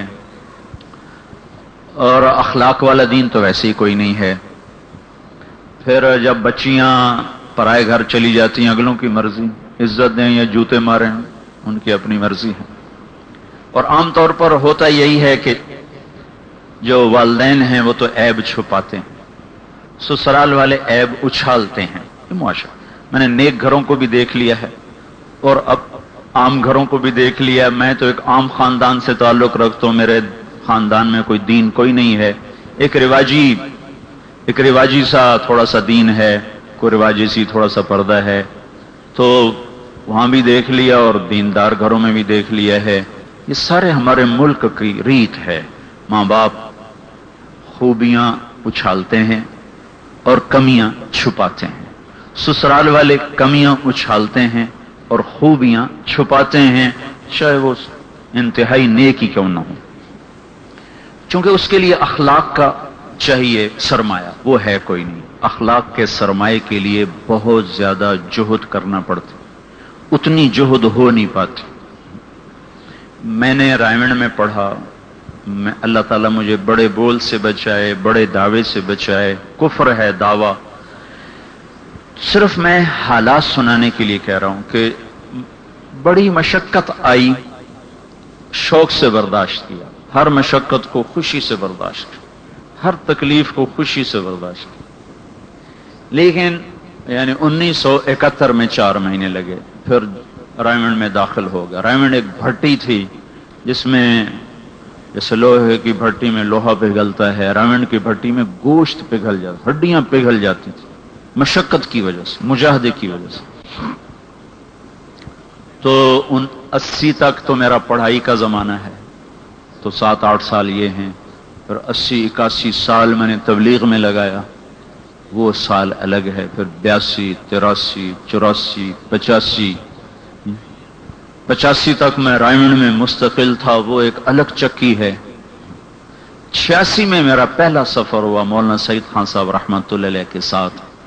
تو 1971-72 میں پڑھنا شروع کیا اور 85 تک پڑھتا ہی رہا. پتہ نہیں کتنی لاکھوں ہزاروں دفعہ اخلاق کے باب بھی پڑھے، اخلاق کے چیپٹر بھی پڑھے، اخلاق میں تقریریں بھی گئیں، لیکن مجھے پہلی دفعہ اچھے اخلاق سمجھ میں آئے جب میں نے مولانا سعید خان صاحب کے ساتھ 1-2 ہفتے کا سفر کیا تھا پاکستان، پنڈی سے لے کر لاہور، لاہور سے بہاولپور، بہاولپور سے پھر لاہور، لاہور سے رائے، یہ 2 ہفتے کا میرا ان کا سفر تھا۔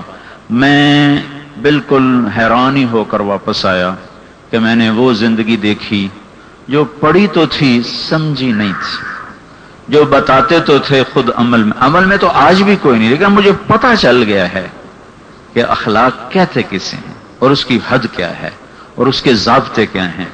میں ان سے عاری ہوں، لیکن پہلے تو پتہ بھی نہیں تھا، اب پتہ چل گیا ہے۔ اب یہ نیت کی ہوئی ہے کہ یا اللہ اخلاق اچھے کر دے اور میری ذات سے کسی کو دکھ نہ پہنچے اور میں کسی کی غیبت نہ کروں۔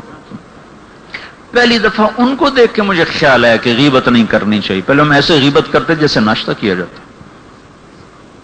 ان کے ساتھ چلتے چلتے چلتے مجھے زندگی میں غیبت سے نفرت ہوئی، اور اب میں اللہ کا شکر کے طور پر آپ سے کہہ رہا ہوں، میں غیبت نہیں کرتا، میں کسی کی بھی غیبت نہیں کرتا، سنتا بھی نہیں، کرتا بھی نہیں، اور نہ میں اپنے بچوں کو کرنے دیتا۔ میرے سامنے تو نہیں کرتے، میرے پیچھے کریں تو پتہ کوئی نہیں۔ میری موجودگی میں میرے گھر میں کسی پر تبصرہ نہیں ہوتا، فلاں ایسا ہے، فلاں ایسی ہے، وہ یہ کرتا ہے، وہ یہ کرتی ہے۔ میری موجودگی میں میرے گھر میں یہ کام نہیں ہوتا۔ بعد والے کا میں ضامن کوئی نہیں، اس کی میں صفائی نہیں دیتا ہوں اور اس کا میرے پاس کوئی پیمانہ بھی نہیں ہے، لیکن میں اس شخص کا احسان مند ہوں جس کی صحبت سے مجھے یہ پتا چلا کہ اخلاق کس چیز کا نام ہے، اور چپ رہنا اور سہ جانا اور پی جانا اور جواب نہ دینا یہ پڑا ہوا تھا۔ کچھ نہیں بولنا بھائی، اپنی کمی سن کے بھی برداشت کرنا ہے بھائی، لیکن ہوتا کیا تھا، ذرا سا کسی نے پاؤں رکھا اور ایک دم شعلہ نار، آگ بن جاتے تھے۔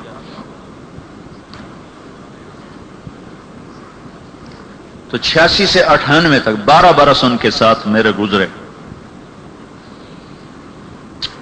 تو اس میں سال میں 4-5 ماہ مجھے ان کے ساتھ رہنے کا موقع ملتا رہا۔ اس شخص کی بدولت میں یہ کہنے کے قابل ہوا اور اس کو سمجھنے کے قابل، ورنہ اس سے پہلے تو ہمیں پتہ ہی نہیں تھا کہ اخلاق کس چیز کا نام۔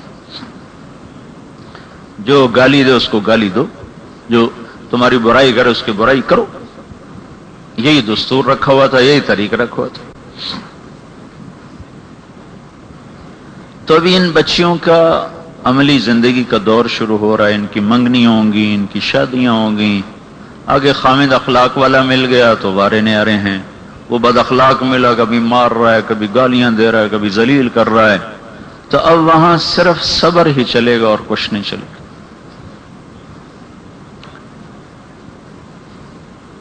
صبر ایک ایسا زیور ہے جو ہر وجود کو حسن دے دیتا، بدصورت سے بدصورت وجود حسین ہو جاتا۔ تو کسی بھی مرد اور عورت کا سب سے خوبصورت عمل ہے برداشت کرنا اور ہر برائی کو سن کے چپ کر جانا اور سہ جانا اور پی جانا۔ تو دنیا میں شاید اس کی کوئی جزا نہ ملے، لیکن جب اللہ تعالیٰ کے ہاں یہ پہنچیں گی تو اعلان ہوگا صبر والے کھڑے ہو جائیں، صبر والے کھڑے ہو جائیں۔ ہماری پھوپھی تھی، ان پڑھ، بالکل ان پڑھ، گھر میں ہمارے دادا نے ان کو 5 جماعتیں گھر میں پڑھائیں۔ اس وقت کوئی رواج نہیں تھا بچیوں کو باہر کا، تو 5 جماعتیں گھر میں پڑھی نہ پڑھی تھی، لیکن اس جیسی دانا خاتون میرے پورے خاندان میں نے نہیں دیکھی۔ سمجھدار، زیرک، تحمل، برداشت، علم، درگزر، میں جتنے بھی الفاظ لاؤں سارے ان پر سجتے ہیں۔ خامد مل گیا شرابی، ساری زندگی نہ اس نے بسایا اور نہ وہ کبھی حرف شکایت زبان پر لائی۔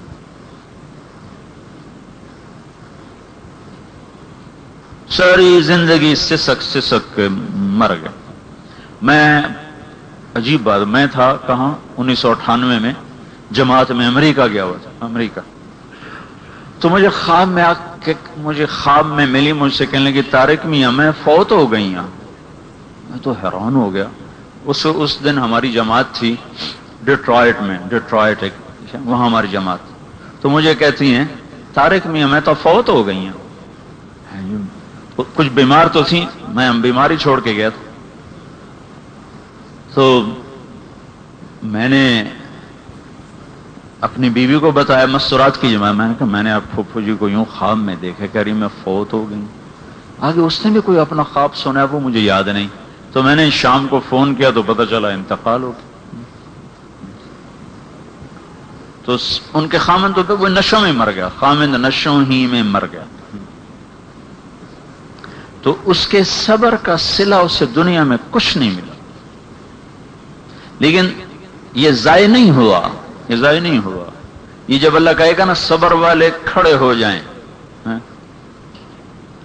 اور ان سے کہا جائے گا جاؤ بغیر حساب کے جنت میں چلے جاؤ، تو اس دن سارے صبر کے صلے مل جائیں. حساب نہ ہو کوئی چھوٹی بات ہے، اللہ حساب نہ لے کوئی چھوٹی بات ہے. اللہ ہاں بھائی تمہارا کوئی حساب نہیں، جاؤ. اللہ تعالیٰ نا ان کی عزت کو بڑھانے کے لیے فرشتوں سے کہے گا روکو ان کو. فرشتے خود آگے آ جائیں، ہاں بھائی آپ لوگ کہاں جا رہے ہیں؟ کہا جی ہم جنت میں جا رہے ہیں. ابھی تو حساب ہی نہیں تمہارا ہوا، تو حساب تو دو. ہمارا کوئی حساب نہیں ہے. اچھا کون لوگ ہو؟ کہا ہم صبر والے ہیں، ہم صبر والے ہیں. اچھا صبر والے، جاؤ بھائی جاؤ، تمہیں کون روک سکتا ہے. نعم اجر العاملین، جاؤ جاؤ، عمل والوں کا یہی صلہ ہوتا. تو میں اپنی ان بچیوں سے کہوں گا کہ یہ بس صبر کا گھونٹ پی لیں، کیونکہ ان پر جب کوئی گرفت آئے گی نا تو کہیں گی یہی تم نے سیکھا ہے حسنین کے مدرسے میں، یہی تم نے سیکھا ہے قرآن پڑھ کے. چاہے 99% کیا 99.99% ساس مجرم ہے آج کے معاشرے میں. ساس مجرم ہے، وہ پتہ نہیں کیا ہو جاتا ہے، اللہ ہی بہتر جانتا ہے کیا ہو جاتا ہے. اخلاق کی کمی ہے، تربیت کی کمی ہے، علم کی کمی ہے، صحبت کی کمی ہے. یہ ساری چیزیں مل جل کر یہ نظام بنتا ہے.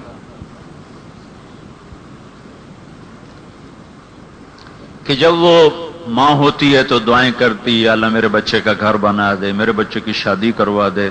مول صاحب دعا کرو میرے بیٹے کی شادی نہیں ہو رہی، کوئی رشتہ بتاؤ میرے بچے کی شادی ہو جائے. اب یہ دعا ہو رہی، دعا ہو رہی، دعا ہو رہی. اب شادی ہو گئی. اب جب شادی ہو گئی اب محبت کا بہاؤ تو یقیناً بیوی کی طرف جاتا ہے بچے کا، تو اب وہ حسد شروع کر دیتی. اصل وجہ یہ بنتی، پھر وہ شروع ہو جاتی یہ کرتی ہے، یہ کرتی ہے، یہ کرتی ہے. اب اپنے بیٹے کو ابھارتی رہتی ہے، ابھارتی رہتی، ابھارتی رہتی. اس کی رائی کو پہاڑ بناتی رہتی، پہاڑ بناتی. پھر دونوں جب آپس میں گتھم گتھا ہوتے ہیں پھر آپ بیٹھ کے تسبیح پڑھنا شروع کر دیتے. یہ آج سارے گھروں میں ہو رہا ہے. خامن نے بیوی کے سر کے بال پکڑے ہوتے ہیں اور اماں بیا کی تسبیح پڑھ دی، سبحان اللہ سبحان اللہ سبحان اللہ. تو سبحان اللہ سے بہتر تھا اس کے عیب نہ اچھالتی، چپ رہتی. تو یہ آج معاشرے کے 100% گھروں کی کہانی، یہ ہر گھر کی سیاہ داستان ہے. کوئی لاکھوں میں ایک گھر نظر آتا ہے جہاں ساس ماں بن کے رہتی. ہماری ایک بہن ہے، شاید میرے تائی کی بیٹی، میرا تائی اور باپ دو، تائی میرے بڑے تھے اور باپ چھوٹے تھے. تو پھوپھی تو ہماری بے اولاد ہی چلی گئی. تو وہ بہت نا دھڑلے والی عورت، وہ مردوں کو بھی آگے لگا کے رکھتی. تو جب اس کے بیٹے کی شادی ہوئی نا تو سارے کہتے تھے بھائی اللہ ہوں خیر کرے دی نو آمدی، بھائی اللہ ہی خیر کرے. سارے نا اس کو نا رحم بھری نظروں سے دیکھتے تھے. ہوں اے جڑی نا اے ہوں تلت مائی دی نو بڑھنی، بھائی اللہ ہی خیر کرے. اس حیرت کی بات، حیرت کی بات، حیرت کی بات، اس نے ساس کے روپ میں وہ ماں بن کے دکھایا کہ وہ بچی اپنی ماں کو ہی بھول گئی. یعنی بالکل. آخر ہماری بہن ہے، ہماری تو وہ ماں ہے، چونکہ 60 برس سے اوپر اس کی عمر ہے اب، تو ہمیں بھی وہ ڈنڈا چڑھا دیتی، میں تیری داڑھی نہ پا، میں کر لینے تینوں ٹھیک ہے. میرے ساتھ اب بھی ویسے بولتی، میں تیرا داڑھا نپ لینی ہوں. تو ہم جو ہے نا اس کی بہو کو بڑی رحم بھری نظروں سے دیکھتے بھائی اے دی ہوں خیر کوئی نہیں. پر اس نے وہ پتہ نہیں کہاں سے کیا ہوا، یا اس بچی نے کوئی دعا مانگی ہوگی شروع سے، یا اللہ میں مہربانی کری میری ساس بڑی ڈاڈی، یا اس کی کوئی دعا قبول ہو گئی. آج تک کبھی شکایت نہیں آئی کہ ہماری اس بہن نے اپنی بہو کو کوئی ڈانٹا ہو، یا اس کو کوئی تانا دیا ہو، یا اس خامد کو اس کے خلاف ابھارا ہو، یا اس کو تیلی لگائی ہو. آج تک ایسا. اتنی خوش ہے اپنی گھر میں وہ. تو لیکن یہ ہوتا نہیں ایسا. لاکھ میں لاکھ ساس کٹھی کرو تو ایک بھی ایسی نہیں ملتی. کوئی 10 لاکھ کٹھی کرو تو اس میں شاید کوئی ایک ایسی مل جائے جو آنے والی کو بھی اپنی ہی بیٹی سمجھتی ہو. ورنہ نیک ہو، وہ پردہ دار ہو، بے پرد ہو، سب کے ہاتھ میں خنجر ہیں اور اسی سے وہ رسیاں کاٹ رہی ہیں رشتے کی، ناطے کی، تعلق کی، عجیب و غریب قسم. تو اس لیے میں ان بچیوں کو یہ نصیحت کرتا ہوں کہ چپ رہنا سیکھ لیں، چپ رہنا سیکھ لیں. سسرال والے ہمیشہ اچھالتے ہی ہیں، کبھی سسر بولے گا، کبھی نند بولے گی، کبھی دیور بولے گا، کبھی ساس بولے گی. تو بس تمہارا جواب کیا ہو؟ وَاصْبِرْ وَمَا صَبْرُكَ إِلَّا بِاللَّهِ. تم نے اپنے قرآن پہ حرف نہیں آنے دینا، تمہاری وجہ سے قرآن بدنام ہوگا. ہم جب رائمنڈ سے گئے تھے سائیوال دورہ حدیث کرنے، تو ہمارے استاد صاحب نے ہمیں فرمایا تھا دیکھو تمہاری خطا جو ہے نا، تمہاری خطا پر یہ نہیں کہا جائے گا طارق جمیل نے یہ کیا، تمہاری خطا پر کہا جائے گا رائمنڈ والوں نے یہ کیا. تو تم اس نسبت کو نا بدنام نہ ہونے دینا. اس کو نام نہیں دے سکتے ہو تو بدنام بھی نہ ہونے دینا.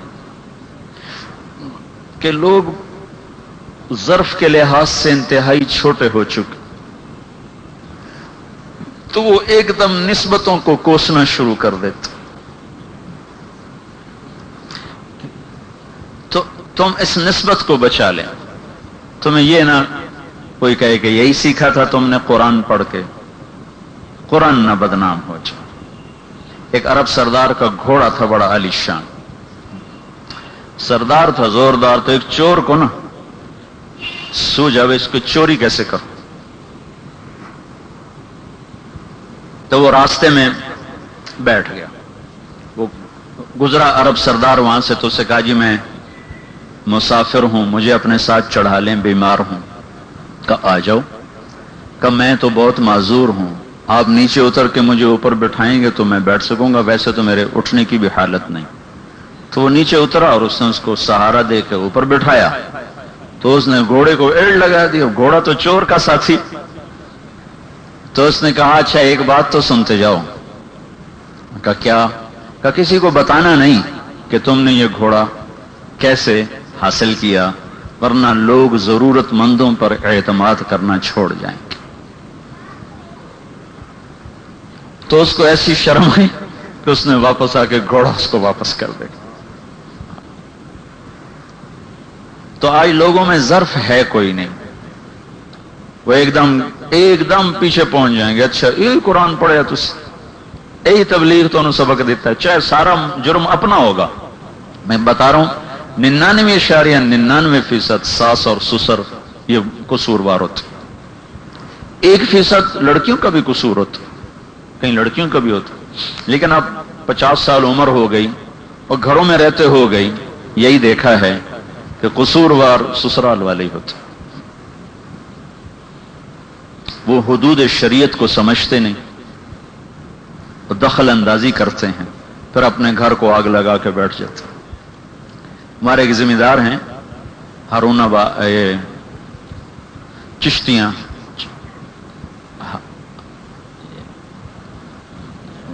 چشتیاں ہارون آباد کی طرف.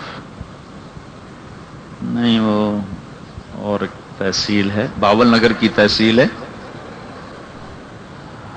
ہمارے مفتی احمد علی صاحب جہاں سے ہیں، منچن آباد کا بڑا ذمہ دار ہے. اس کے 3 بیٹے ہیں، ایک بیٹا میرا کلاس فیلو تھا، پھر وہ فیل ہوتا ہوا تھا میرے چھوٹے بھائی کا کلاس فیلو بنا، پھر وہ خیر ڈاکٹر بن گیا. ایک بھائی بڑا بھائی وزیر ہے، چھوٹا وہاں ذمہ دار کرتا ہے، تیسرا آئی اسپیشلسٹ ہے بہاولپور میں. تو اس نے تینوں بیٹوں کی شادیاں کی، تینوں کو گھر بنا کے دیے. آج تک اس نے ان کے گھر میں قدم نہیں رکھا، نہ اپنی بیوی کو نہ خود. ملنا ہو تو انہیں اپنے گھر بلواتا ہے، اور یہ کیا کہتا ہے کہ میں میاں بیوی کے تعلق میں دخل دینا نہیں چاہتا، کہیں ان کی زندگی ہم نہ خراب کر بیٹھے. ان پڑھ آدمی، بہت بڑا ذمہ دار ہے، 3 چلے سب کے لگ گئے، بس وہ جو میرا دوست تھا ڈاکٹر اس کے نہیں لگے، باقی باپ کے بھی لگ گئے، بھائیوں کے بھی لگ گئے. تو گھر میں نہیں جاتا، کہتا کہیں میاں بیوی کا تعلق میں خراب نہ کرتا.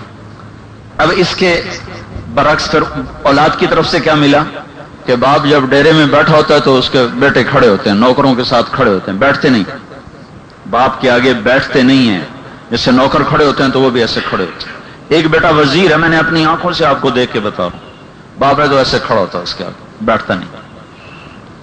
وزیر عشر زکوٰۃ کا وہ وزیر ہے اس وقت. تو میں ان ساری بچیوں کو یہ کہوں گا کہ بس تم نے صبر کا زیور لے کے گھر سے نکلنا ہے، جہاں اللہ تمہیں لے جائے، جہاں تمہارا اللہ نصیب بنائے. ایک تو یہ اللہ سے دعا کرو کہ اللہ تمہارے علم کا سلسلہ جاری رکھے، یہ دولت آگے منتقل ہو، آگے تقسیم ہو، اوروں تک بھی پہنچے. اور تم آج کی لڑکی ناچ بھی تو رہی ہے، اسٹیج پہ ناچ کے زنا کی دعوت دے رہی ہے. یہ بڑے بڑے بورڈ پر بھی لڑکیاں ہی ہیں جو کپڑے اتار کے کوئی موٹر سائیکل بیچنے کا ذریعہ بن رہی ہے، کوئی موبائل بیچنے کا ذریعہ بن رہی ہے، کوئی فریج بیچنے کا ذریعہ بن رہی ہے، کوئی یہ ایئر کنڈیشن بیچنے کا ذریعہ بن رہی ہے. یہ بھی لڑکیاں ہی ہیں، کوئی اسٹیج پہ ناچ رہی ہیں، کوئی فلموں میں ناچ رہی ہیں. وہ شر کے پھیلانے کا ذریعہ بن. فحاشی کا محرک عورت ہوتی ہے، ظلم و ستم کا محرک مرد ہوتا ہے. السارق والسارقہ، چور مرد چور عورت کے ہاتھ کاٹو. الزانیۃ والزانی، بدکار عورت بدکار مرد کو کوڑے مارو.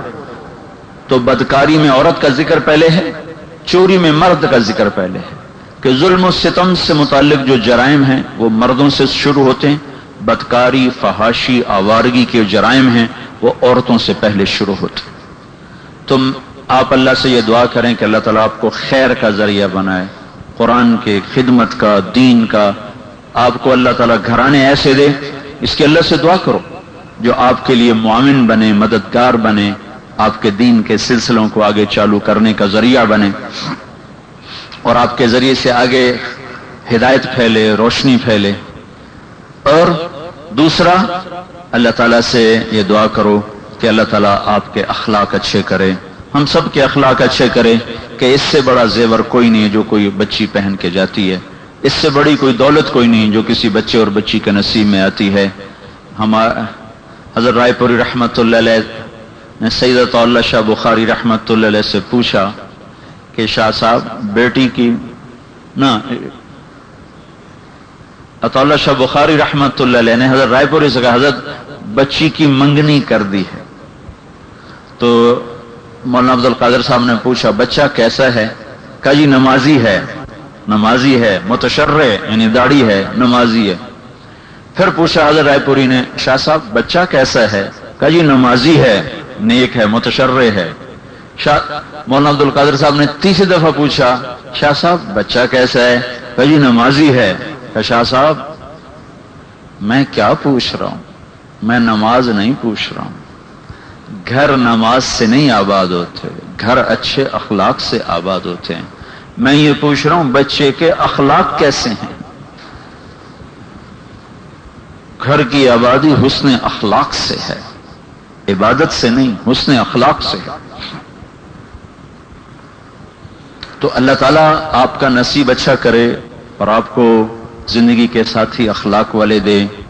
لیکن آپ اپنے اخلاق بلند کر دو کسب کمال کن کے عزیز جہاں شوی، بے مکارم الاخلاق کن متخلقا، لیفوہ ند الثناء کالعطر الشذی، فاصدق صدیقک ان صدقت صداقتا، فادفع عدوک باللتی فاذا الذی۔